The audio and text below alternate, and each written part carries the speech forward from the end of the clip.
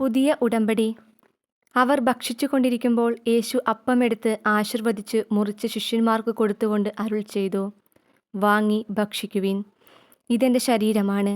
അനന്തരം പാനപാത്രമെടുത്ത് കൃതജ്ഞതാസ്തോത്രം ചെയ്ത് അവർക്ക് കൊടുത്തുകൊണ്ട് പറഞ്ഞു, നിങ്ങളെല്ലാവരും ഇതിൽ നിന്ന് പാനം ചെയ്യുവിൻ.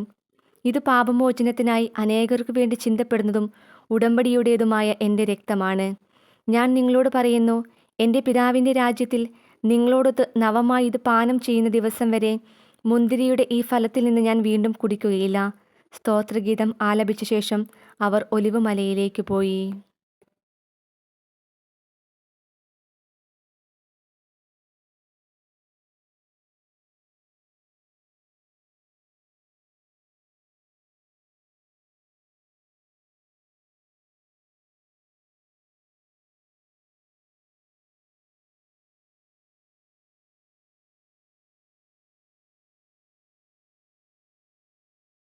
ദൈവത്തിൻ്റെ വചനം സജീവവും ഊർജ്ജസ്വലവുമാണ്.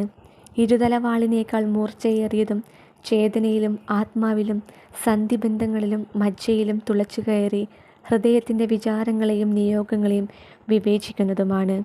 ഹെബ്രായർക്കുള്ള ലേഖനം 4:12 ഒന്നാം രഹസ്യം. യോഹന്നാൻ്റെ സുവിശേഷത്തിൽ നിന്നുള്ള 10:10 മോഷ്ടിക്കുവാനും കൊല്ലാനും നശിപ്പിക്കാനുമാണ് കള്ളൻ വരുന്നത്. ഞാൻ വന്നിരിക്കുന്നത് ജീവനുണ്ടാകാനും അത് സമൃദ്ധമായി ഉണ്ടാകാനുമാണ്. മോഷ്ടിക്കാനും കൊല്ലാനും നശിപ്പിക്കാനുമാണ് കള്ളൻ വരുന്നത്. ഞാൻ വന്നിരിക്കുന്നത് ജീവനുണ്ടാകാനും അത് സമൃദ്ധമായി ഉണ്ടാകുവാനുമാണ്. മോഷ്ടിക്കാനും കൊല്ലാനും നശിപ്പിക്കാനുമാണ് കള്ളൻ വരുന്നത്. ഞാൻ വന്നിരിക്കുന്നത് ജീവനുണ്ടാകാനും